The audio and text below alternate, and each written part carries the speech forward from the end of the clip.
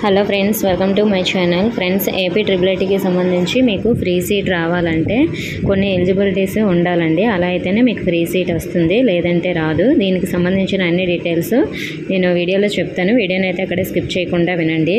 Friends, మనకి AP triple ఐటీలో seat అయితే వస్తుంది మనకి ఉన్న మార్క్స్ బట్టి.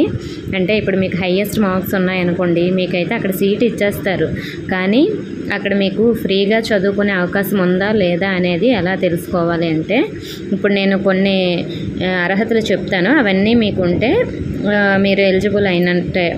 సో మరి అవి ఏమిటంటే, మనకి ఫస్ట్ వన్ వచ్చేసి మనం ఇన్కమ్ అనేది ఫ్యామిలీ ఇన్కమ్ ఉంటుంది కదా, 2.5 lakhs లోపు అయితే ఉండాలి. అలాగే మనకి 4-wheeler ఉండకూడదు, అంటే కారు అలాంటిది ఏమీ మన ఇంట్లో వాళ్ళకి ఉండకూడదు. అలాగే మన ఇంట్లో ఎవరైనా గవర్నమెంట్ ఎంప్లాయ్ ఉండకూడదు. గవర్నమెంట్ ఎంప్లాయ్ ఉన్నా పర్వాలేదు, కానీ మన రేషన్ కార్డులో ఉండకూడదు. అలాగే అంటే ఇప్పుడు మీ బ్రదర్కి ఎవరికైనా గవర్నమెంట్ జాబ్ వచ్చిందనుకోండి, వాళ్ళకి మ్యారేజ్ అయిపోయింది అనుకోండి, వాళ్ళు వేరే సపరేట్ కార్డు తీసుకుంటే మీ పేరెంట్స్తో మీరు ఉంటే అలా మీరు ఎలిజిబుల్ అవుతారన్నమాట. సో మరి ఇంట్లో గవర్నమెంట్ ఎంప్లాయీ ఉండకూడదు రైస్ కార్డులో ఉన్న వాళ్ళు. అలాగే రైస్ కార్డులో ఉన్న వాళ్ళు ఇన్కమ్ ట్యాక్స్ కూడా పే చేయకూడదు మన ఫ్యామిలీలో ఉన్న వాళ్ళు. అలాగే వీటితో పాటు మనకి కరెంటు బిల్లు కూడా 300 యూనిట్స్ దాటకూడదు అన్నమాట, మంత్లీ బిల్లు.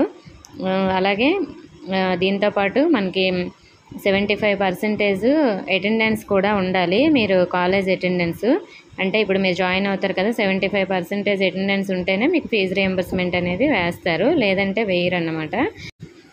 మ్యాక్సిమం 2.5 lakhs లోపు ఉన్న వాళ్ళు, ఈ అర్హతలు ఉన్న వాళ్ళకే రైస్ కార్డు అయితే ఉంటుంది. సో మరి ఆ రైస్ కార్డు ఉందంటే మీరు ఎలిజిబుల్ అన్నమాట, వైట్ రైస్ కార్డు. సో మరి ఈ విధంగా అయితే ఎలిజిబిలిటీస్ ఉంటాయి. అలాగే వీటితో పాటు ఇంకా కొన్ని రూల్స్ అయితే ఉండొచ్చు, అవి కూడా నేను త్వరలోనే చెప్తాను. మనకి ఏపీ గవర్నమెంట్ అనేది ఎంటీఎఫ్, ఆర్టీఎఫ్ అనేది రిలీజ్ చేస్తుంది. ఆర్టీఎఫ్ అంటే ట్యూషన్ ఫీజు అన్నమాట. అలాగే ఎంటీఎఫ్ అంటే మెస్ ఫీజు, అంటే మీ హాస్టల్ ఫీజు, ఫుడ్ కలిపి మనకి పే చేస్తారు కదా. సో మరి ఆ విధంగా అయితే పే చేస్తారు. మనకి 1 yearకి ట్యూషన్ ఫీజు ఎంత అయితే అంత ఫీజు కూడా పే చేస్తారు. హాస్టల్ ఫీజు కూడా మనకి మ్యాక్సిమం మెయింటెనెన్స్ ఫీజు పే చేస్తారు. ఏమైనా సరిపోకపోతే మాత్రం అది ఎక్స్ట్రా మనీ మనం పే చేసుకోవాల్సి ఉంటుంది, మనకి హాస్టల్ ఫీజు ఏమైనా ఎక్కువ ఉంటే గవర్నమెంట్ వేసేదానికన్నా.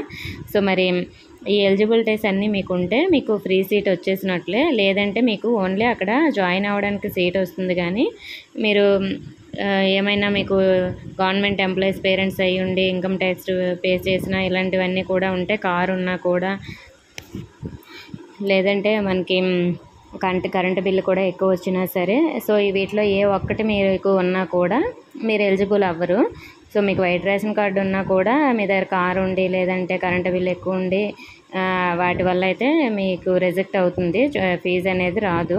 మీరు పీయూసీ ఫస్ట్ ఇయర్లో అయితే 45,000 tuition fees, mess fees extra pay చేసుకోవాలి. బీటెక్లో 1 yearకి 50,000 అలా పే చేసుకోవాలి. సో మరి ఈ విధంగా పే చేసుకోవాల్సి ఉంటుంది. ఒకవేళ నేను చెప్పిన ఎలిజిబిలిటీస్ అన్నీ కూడా ఉంటే మాత్రం, సో ఈ లిస్ట్లో ఉంటే మాత్రం మీకు ఖచ్చితంగా ఫ్రీ సీటే వస్తుంది, 6 years కూడా. సో ఈ విధంగా అయితే మనకి ఫ్రీ సీట్ వస్తుందండి. సో మరి ఈ లిస్ట్లో మీరు ఉన్నారో లేదనేది చెక్ చేసుకోండి. అంటే నేను ఇప్పుడు చెప్పిన ఎలిజిబిలిటీస్లో ఉంటే మీరు కన్ఫామ్గా మీకు ఫ్రీ సీట్ వస్తుందన్నమాట.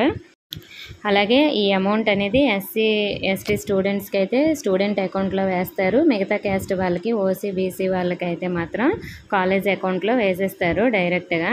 సో ఇంతకుముందు అందరికీ అకౌంట్లో వేసేవారు, కానీ ఇప్పుడు టీడీపీ గవర్నమెంట్ ఈ విధంగా సపరేట్గా అయితే ఇలా పెట్టడం జరిగింది. మరి ఎస్సీ ఎస్టీ వాళ్ళకి ఎందుకు స్టూడెంట్ అకౌంట్లో వేస్తారనే డౌట్ మీకు రావచ్చు.